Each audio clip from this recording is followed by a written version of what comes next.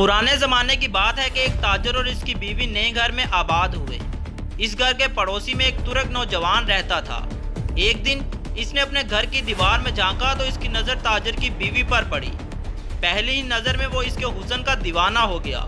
अब तो इसका मामूल बन चुका था, जब भी मौका मिलता वो सुराग से ताजर की बीवी को देखता। एक दिन इसने सोचा कि काश ये सुराग बड़ा हो तो ठीक से इसको देख पाता। नौजवान ने रात की तारीकी में दीवार से एक ईंट निकाल दी। ताजर की बीवी ने शुरू के दिनों में तो महसूस नहीं किया कि कोई इसे छुप कर देखता है, मगर एक दिन इसे नौजवान की इस हरकत का पता चल गया। औरत को नौजवान की इस हरकत पर बहुत अफसोस हुआ। इसने अपने शोहर से सब हकीकत बता दी। ताजर ने जब ये सुना तो वो गुस्से से पागल हो गया। इसने तुरक नौजवान को सबक सिखाने का फैसला कर लिया। इसने अपनी बीवी से कहा कि एक अपने अल्फाज में इस नौजवान के नाम खत लिखो और इस ख्वाहिश का इजहार करो कि मैं आपसे मिलना चाहती हूँ। ताजर की बीवी ने इस खत में लिखा कि मैं आपको बहुत पसंद करती हूँ और आपसे मिलना चाहती हूँ। यूँ छुप कर मुझे देखने से तुझे क्या मिलेगा? आज इशा की नमाज के बाद मुझसे मिलने ज़रूर आना। मैं आपका बहुत शिद्दत से इंतज़ार करूँगी। ताजर की बीवी ने खत लिखकर दीवार पर रख दिया। तुरक नौजवान जब सुराग से झांकने आया तो इसे दीवार पर पड़ा खत मिला। जब इसने खत पढ़ा तो बहुत खुश हुआ, क्योंकि इसके दिल की सबसे बड़ी ख्वाहिश पूरी हो गई थी। जब शाम हुई तो इसने नए कपड़े पहने और खुशबू लगाकर दूसरी तरफ ताजर की बीवी एक हाथ में गुलाब के फूल का टोकरा था, जबकि दूसरे हाथ में ज़मीन में गड़ा खोदने वाला बेलचा। ताजर ने इससे बेलचा लिया और ज़मीन में गड़ा खोदना शुरू कर दिया। इसने अपने दरवाजे के सामने गड़ा खोदकर ऊपर कपड़ा ढककर इसके ऊपर गुलाब के फूल डाल दिए। ईशा की नमाज के बाद ताजर एक जगह डंडा लेकर छुप गया। तुर्क नौजवान ने सबसे पहले ताजर की बीवी से दरियाफ्त किया कि तुम्हारा शोहर कहाँ है। तो ताजर की बीवी ने कहा वो तजारत के सिलसिले में शहर से बाहर गया है। नौजवान ने पूछा कि ये ज़मीन पर फूल क्यों बिछाए पड़े हैं। ताजर की बीवी ने कहा मैं आपसे बहुत मोहब्बत करती हूँ और आप मेरे घर पहली दफ़ा तशरीफ़ लाए हैं तो मैं आपका इस्तकबाल करना चाहती हूँ फूल बिछाकर। नौजवान ने जैसे ही ताजर के घर में पहला कदम रखा तो वो गड्ढे में गिर गया।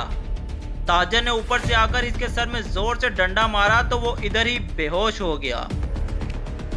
ताजर ने इसके ऊपर मिट्टी डाल दी और इसे अपने घर के सामने ही जिंदा दफन कर दिया। ताजर ने अपनी बीवी से कहा यह एक ऐसा राज है जो तुम्हारे और मेरे बीच ही रहेगा।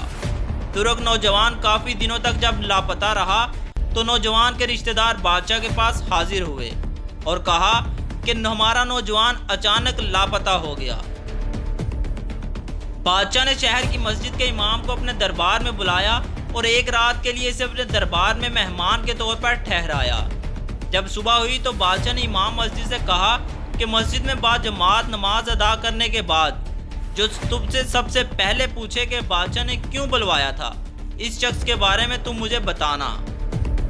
ईशा की नमाज के बाद सबसे पहले ताजर ने मौलवी साहब को सलाम किया और पूछा कि बादशाह ने आपको किस लिए बुलवाया। इमाम मस्जिद ने बादशाह को पैगाम भिजवाया कि ताजर ने मुझसे सबसे पहले पूछा। बादशाह ने ताजर को दरबार में बुलवाया और पहला ही सवाल यही किया कि तुर्क नौजवान कहाँ है।